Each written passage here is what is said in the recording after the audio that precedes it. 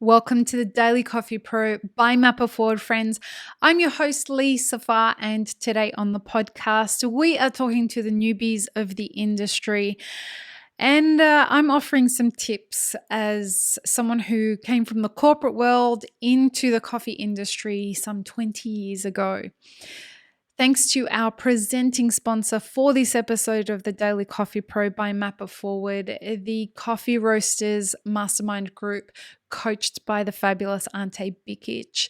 If you are interested in joining a Coffee Roasters Mastermind group, head to the show notes and check the link where you can find out what we're talking about each different session.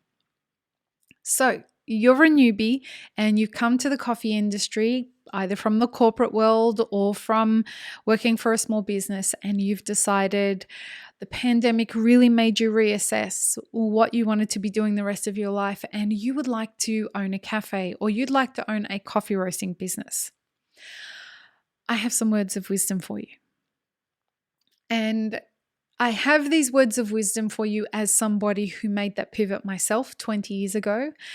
And I have these words of wisdom for you as somebody who has watched an industry evolve over a couple of decades into something very different, but yet very much the same as what it was. So this industry has changed by way of there is more information out there about coffee, about the supply chain, about we're paying more attention to brew methods and water and different processing methods that producers are giving us access to. Social media is a thing. These are all things that have changed in the industry. But what hasn't changed? What hasn't changed is that we are still a very opinionated industry and a very insecure industry. And we are an industry that's filled with people who aren't learning enough about running small businesses before they open their small businesses. We don't have enough standards in this industry. And if you are coming from the corporate world, you will have realized that there is a procedure document for everything. There is an audit team that will make sure that you are fulfilling all your separation of duties matrices, or your reporting is up to scratch. They have standards for all of these kinds of things. None of that exists in the coffee industry. We can't even agree on what the term specialty coffee means. We can't agree on very many things in the coffee industry. And what you'll find as you come into this industry is that many people will tell you that their idea of what is good coffee and what is not good coffee, and what things should taste like and what they shouldn't taste like, and how a coffee should be roasted and how it shouldn't be roasted. All of these things are in heavy supply in the coffee industry. And all of that means that knowing where to get the right information from is difficult, and knowing what the right information is impossible. So here are a couple of tips that I have for you. Number one, please manage your expectations of what you'll get out of a coffee small business. People come into this industry expecting that the profit margins are massive. They must be, right? Because there's so many cafes out there, and people would not be doing this if it wasn't profitable. I want you to understand, you should expect from a cafe, if you're lucky, to be making somewhere in the order of between 3 to 6% net profit if you are running it really, really well. For the life of me, I can't understand why people, knowing those numbers, would consider opening a cafe. We are going through a shift at the moment where a lot of cafes are being forced to close. If that remains as the aftermath, those profit margins may go up slightly, but those margins will be eaten away by the shift in the business model that the coffee industry is experiencing right now. And also, it may happen to get eaten away or shift because people who don't know how to run cafes are going to open cafes to replace the businesses that closed because they didn't know how to run cafes. So please have your expectations managed. There are many episodes on this podcast that can help you do that, or you can join one of the mastermind groups and we can help you do that. Number 2,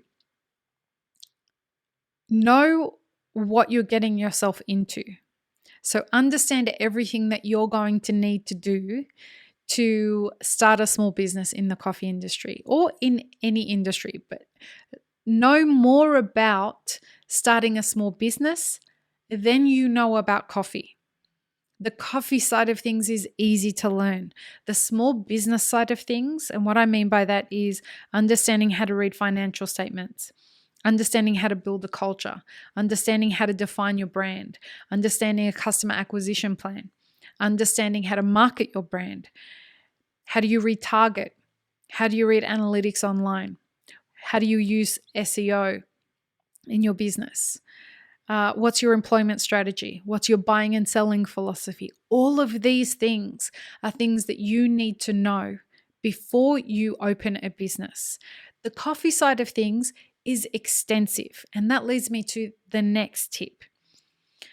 While the coffee side of things is easy to teach, the coffee side of things is extensive.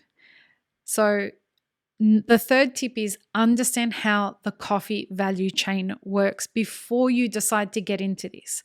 Because a big problem that we have in this industry is people getting into this industry and not understanding that the coffee value chain is, first of all, coffee is a very complex agricultural product.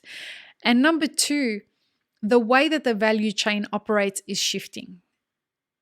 The historical model was that you would typically buy from a green importer, and that green importer would purchase the coffee, have it in the country, and you typically buy spot coffee, which is coffee that you can like buy off a shelf, and I want that. It's already in the country and you're going to get access to that right away, versus you buying coffee on contract, which they'll import for you and you will get access to it. It sits in their warehouse and then they'll deliver it to you as the contract, as per the terms of the contract.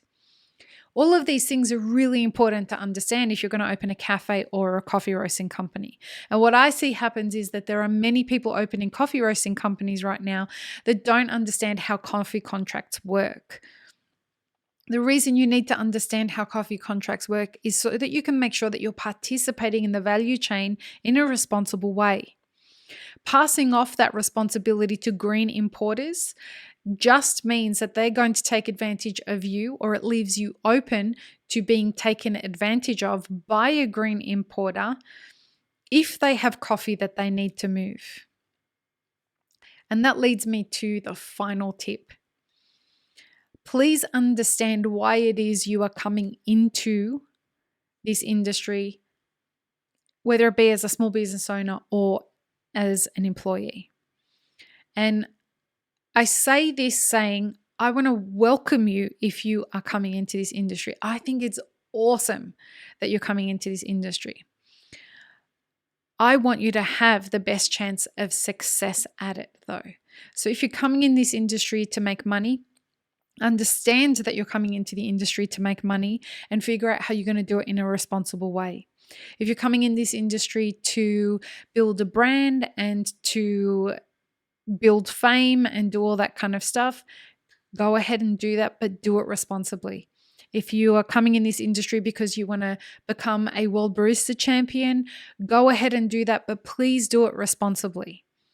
We have enough people in this industry that are trying to get things done, but are not understanding how to map the path to that success. Please, if you're coming from the corporate world, consider that your corporate experience equips you with a skill set that people in the industry may not have. However, the corporate language that you are used to isn't going to make sense in small business. They are two different languages. And so, where you'll struggle is that people don't do things the same way in the small business world as they do in corporate structures. And it is your job to adapt to that, not their job to adapt to you.